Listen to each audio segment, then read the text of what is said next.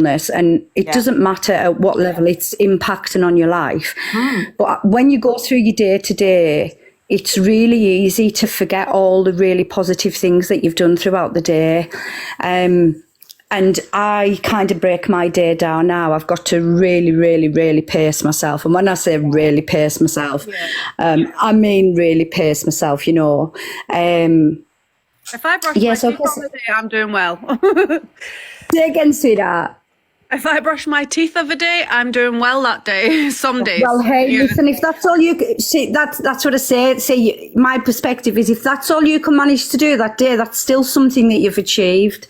And honestly, I think through, with me, definitely journaling and doing a reflective diary every day with my goals, my gratitudes, and my affirmations, I find it really helpful. So I just wanted to share that, really. I've moved into a specially adapted bungalow now. Unfortunately, my job's gone, my legs have gone, and a few of my organs. But I just wanted to share, and I just wanted to say, please don't ever beat yourselves up, because even just those little things, actually, you don't realise they're a big thing when you're struggling with pain for whatever reason it may be. So I just kind of wanted to jump up and say that, really, and share. Thank you so much. No, you're welcome, honestly. Do you think you might have fibro too? I do. I really, really do. I wonder, with all the trauma your body's been through and everything, is that the next of it, you know, that you've probably got fibro too? Just, I don't know. I'm just wondering. Well, I actually went, so where I am, I'm up in Cumbria, so all my specialists are at James Cook in Middlesbrough, which is where the spinal injuries unit is. Oh, that's where my daughter works. Oh, really? Yeah, not the spinal injuries, but James Cook, yeah. Seriously? That is so bizarre. Oh, well, I've probably met her because I go every 6 months now. I'm in South Dakota in America at the moment. So she's on her third year nursing, but that's where she works, James Cook. Yeah, that's where she does her placement. She's all over that. I think she's been on the spinal, the renal, she's everything. That's so weird. Wow. I know, how crazy is that? Well, you know, in terms of fatigue as well, when I say fatigue, I mean, I can maybe go to the shop in my wheelchair and I come home and it's almost like somebody's just switched my brain off. I feel like I can't function. I can't hold a sentence together. I'm shaky. I'm dathery because I'm in so much pain, and my nerve pain elevates. And the higher the worse my nerve pain is, the more it impacts on my spinal spasms. So I just, I wanted to jump up, really, show some respect, and also, to say I do think I possibly have got fibro, and it would be lovely to hear what you ladies kind of do, and today kind of what you feel is helpful. Yeah. Hi. Hi, Jenny. Hi, darling. Hi. I'm just jumping on because I've just listened to this lovely lady talk about being in a wheelchair and stuff, and I live in England, by the way. I'm a 35-year-old woman. I'm married with a 9-year-old boy. So I have a job. And I've been diagnosed with fibro since the second week into our first lockdown. So having fibro really kick-started a lot of different feelings and emotions for me. I find that my mobility is more of an issue with my legs. Like, when listening to Lady would talk about the wheelchair and stuff, I get it. I understand that. With feeling like intense shocks and pains in your legs.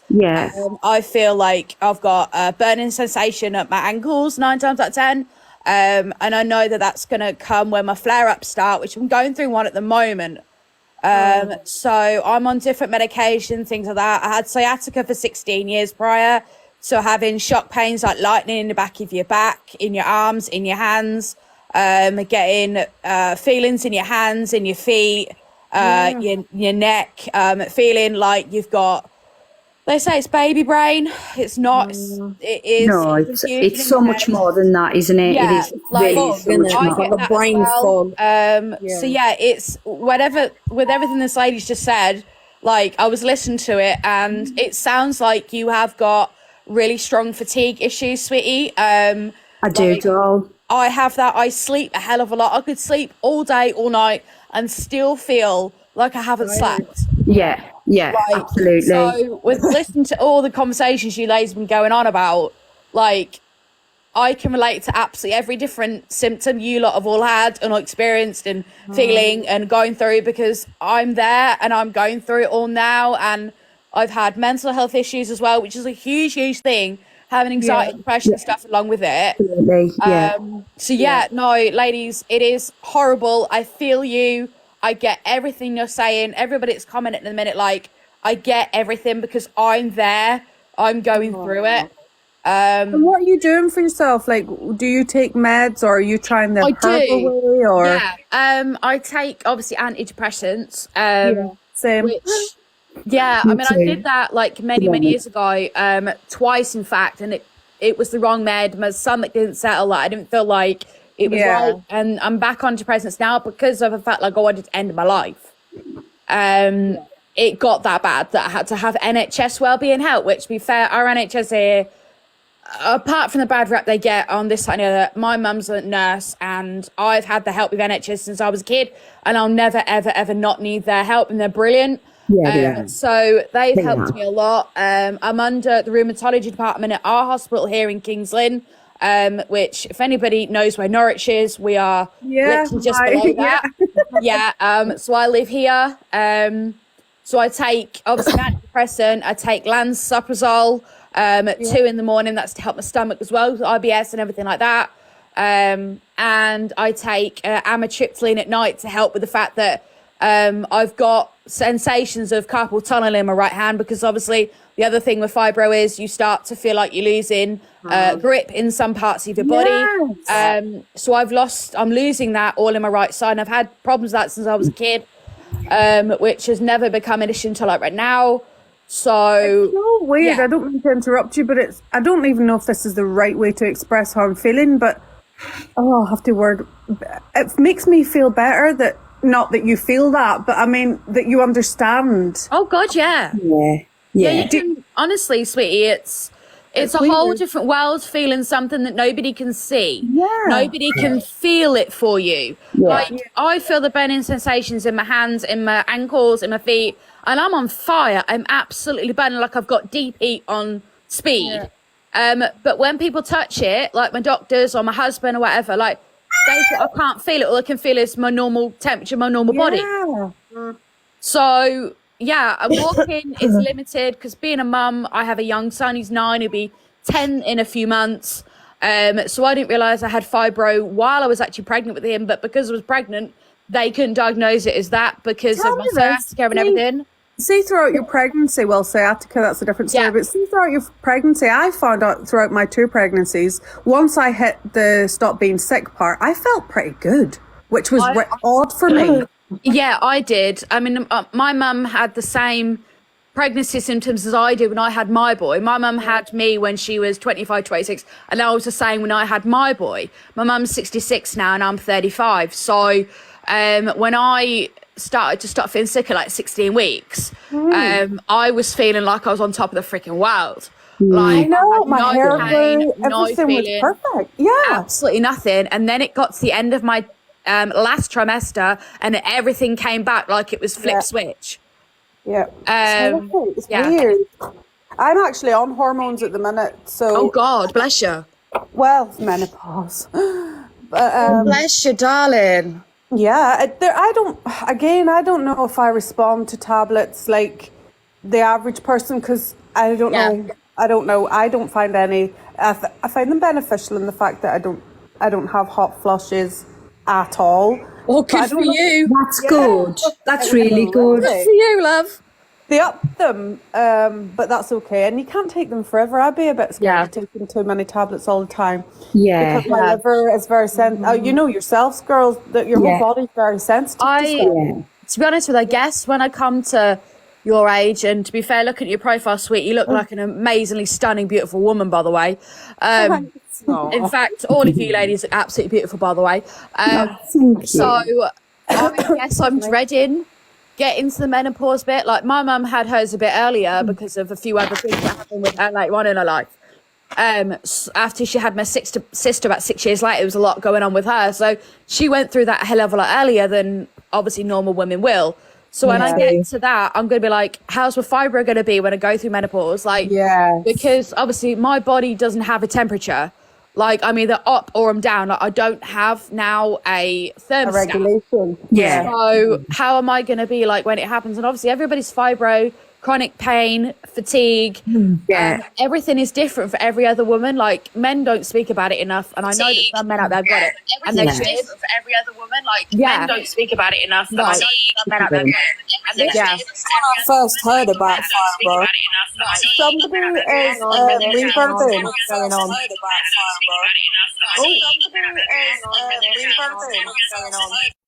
What the world was going on there? What on earth was that? Cat lady. Hi. Let's welcome you into the live at this point. Hello everyone. Hello, sweetheart. Are you all right? Yeah, what was going on there, fellow? We had about 6 conversations. Don't know. It's like, oh, that was very weird. But anyway, welcome. My name's Jackie, not Cat Lady, but it's just my. Yeah, well, my name's not Living Davida Lockery, like Louise. Well, my name is my name. I am Jenny. That is my name, so I don't come under anything else. Hello, Eileen. So, Jackie, what about you then with your fibro? Like, how do you feel? Like, I know I should never ask a woman's age. And I'm 52. Oh my God, you don't look it. Well done, sweet. So, like, how long have you had fibro? Like, or any illness? Or how you coping? So basically, in 2020, I became really ill. I couldn't keep any food down. I lost over 4 stone. Jesus. And I had lots of gastro issues. I was in and out of hospital. And I'm not one to slag off the NHS either because I work within that field. But hats off to you, love. I was gaslit by a lot of consultants and a lot of doctors that kept telling me it was in my head. Yeah, so did I. And then I have to say that hasn't happened to me, so I hate that for you. That's awful. I did. And I don't know how bad yours was, Jackie, with like feeling gaslighted and stuff, but like... I've got PTSD. I'm under a psychotherapist for it now. Oh my God, this is so straight. I have CPTSD and I'm a psychotherapist. We're all so similar. Wow. But I mean, long story short, it's quite... I've just started DBT therapy. Oh, I've done that. What's that? Because of it's trauma related, trauma. Oh, okay. Specified childhood trauma therapy. Yeah, I've done that. Dialectical behaviour therapy. Yeah, it's really good. Loving this chat. I'd never ever suffered with any form of anxiety until this all happened. Yeah, so it was a real massive shock for me to even know that I could become so anxious. But I put in a massive complaint to PALS through the NHS and got seen by another consultant. They did a blood test and it came back that I was ANA positive. Okay. And I actually have sin sclerosis, which is scleroderma. Yes. Which affects the internal organs, so it's attacking my liver, my kidneys, and so on. And within that, I went up to London to be seen at the Royal Free, which they're scleroderma specialists. And was told that I actually, in fact, have fibromyalgia as well. Wow. Which explains a lot of my chronic pain. It's not nice. I mean, I've got a handle on it. I'm on a lot of medication. I use CBD. That works for you. It really works for me.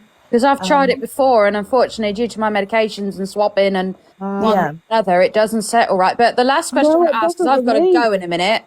The last question I will ask all of you ladies, and I hope that we can all become friends on TikToks because this sounds awesome, by the way. Yeah, that would be fun. Let's follow each other. We will. PIP?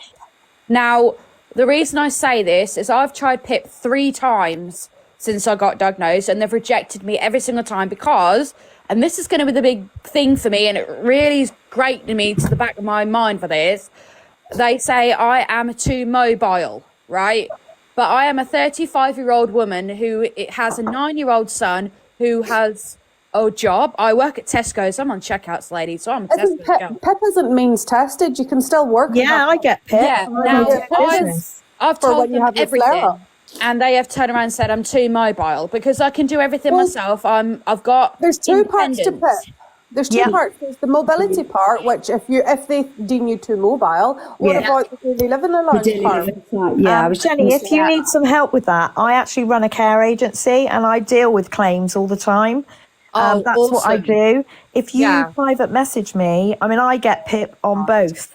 See, I can't get it on nothing, even though I work they for will Tesco's. reject you, but you've got to know how to word it. I'm happy to help you. Yes, she's right. This is good. Just message Evidence me. is key. Evidence is key as well. I will help you to make sure you give them what you think you need to give them. I mean, I've got the backing of Tesco's because I have an occupational health company within Tesco's. Yeah, but it doesn't matter if you work. That's So absolutely I have that. irrelevant. So I have all the evidence. I have hospital. There's evidence for rheumatology. I have absolutely everything. I've sent them everything before, and I've been reviewed again, and they just keep rejecting me. And I mean, I don't need the money. I have it's not a the nice point, it's job, principle. but like it's the fact that I know that they're gonna be, and there will be people out there, men and women, that need it, right? And there's people out there that don't need it, but know how to work the system. Yeah, absolutely. And you know for well they've not got it, but because it's an over the phone assessment, which is the other thing that gets me, it's over the phone assessment.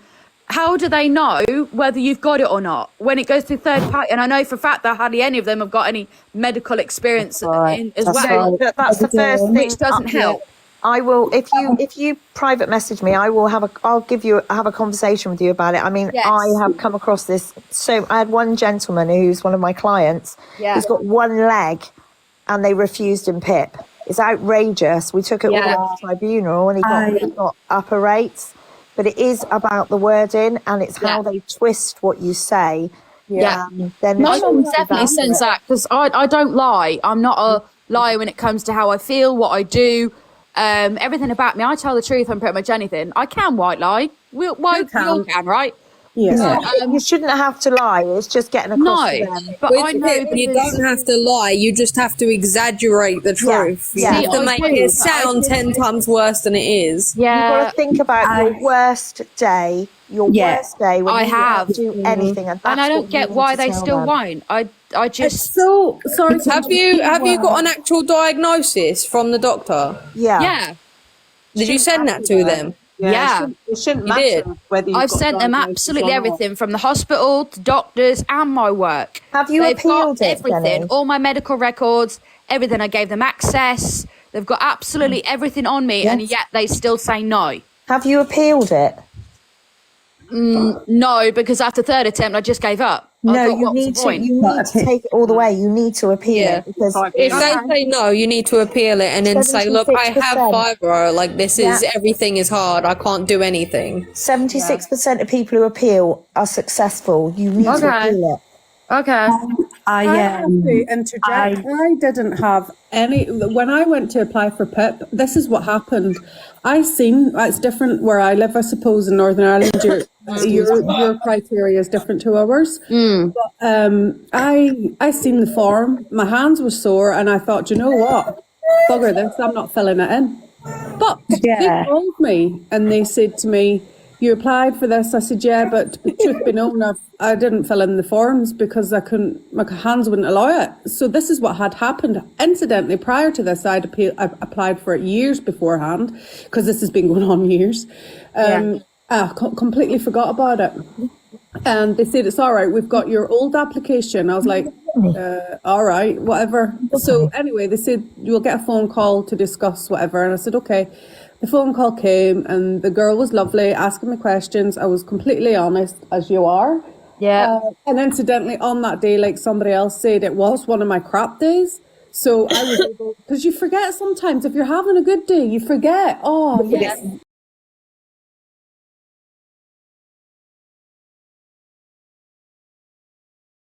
Oh, yes.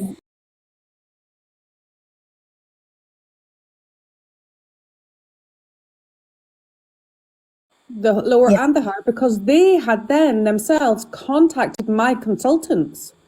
Yeah, it does depend on your assessor as well, I think, who you get on the day. Yes, 100%. I just want to know why they think it's okay to assess someone when they have no medical experience. I challenged that when they did mine. I actually asked them, because you are completely within your rights to record it.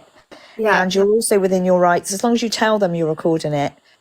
Because of my brain fog, I can't remember what's been said, so I record everything. And you also are within your rights to ask them what their qualification is. And I actually challenged them and said, do you even know what scleroderma is?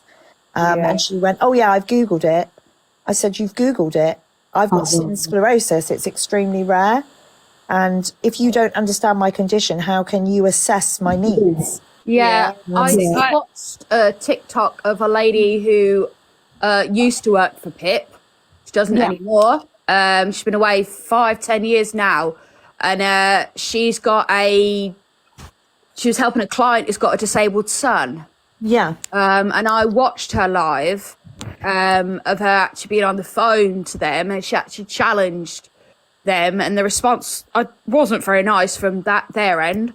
But then I saw all the comments of what everybody else put and one thing and another, and that is the only thing that kept coming back was they have no medical experience. So you have a right to challenge that, though. Why be part of that if you have no medical experience of anything to do with somebody's body? See, the first time I applied for PIP, I'd done it just through my social anxiety, depression, and PTSD. And they came, she'd done the phone call, and then came back and said that basically I don't have social anxiety. So I challenged her. I said, how can you say I don't have social anxiety from a phone call? Exactly. How does it even work? Right, ladies, I'm really sorry, but I'm going to have to jump off now. I've got to go. It's lovely to, thank you so much, Jade. Let's do this again another day. Definitely. It's been lovely talking to you. I've really, really enjoyed it. And It's been great. Let's all follow each other. Let's all support each other and some more lives. Cat lady, if you wouldn't mind going into my DMs either tonight or tomorrow, then it'd be nice to chat to you and the rest of you as well. If you want to come and follow mine on TikTok, I'm on TikTok all the time. So if we could maybe, start a little chat group or something. Small group. Then it'd be nice because I'm on friends with Facebook with loads of people on fibromyalgia sites associated to do with fibro and everything. But I've got my group on Facebook as well, so don't forget that. It's what's different the name of that again, sorry? It's Fibromyalgia Family Forge. I'm okay to join that, given that I haven't been diagnosed. But after, absolutely. It's literally okay. I'm going to have to write it down because we all know I'll forget. It's actually on the. It's a pinned post on my TikTok as well. So head over to that front of that page, and then you'll see it on there as well. Any chronic illness, anything really where you want that support. So just join that and Fibromyalgia. Ladies, I want to leave you with a little bit of laughter. So yesterday, I just wanted to say, I went back to the spinal injuries unit to see my neurologist. Turns out, after a 2.5 hour laid on my stomach on a stretcher on the back of an ambulance because I can't sit because of the spinal cord compression. I can't sit for periods. Anyhow, I got the right day, the right month. However, I got the wrong year. Oh no! Next year. Oh no! There's wait to see a neurologist. So I would really like to catch up with you again. Is anybody else able to go live? If this lady has to go, then we can all pop into somebody else's if we're not finished talking. I can if you want. I don't mind going live. But can I steal your picture? My picture. Yeah. No, you have to make. I love how she's asking permission. That's brilliant. Love you. They always get consent. Girls, my carer comes round about 10 past, which is round about now. So I will come in. I've followed you all, and I'll pop over as soon as she's left and I've done what I need to do. Yeah. Well, have a great night, ladies, and thanks for letting me join. And thank you so much for providing this space. Bye. Yeah, thank you. Take care, guys. Ladies. God bless. God bless. Bye. Bye. Bye. Bye.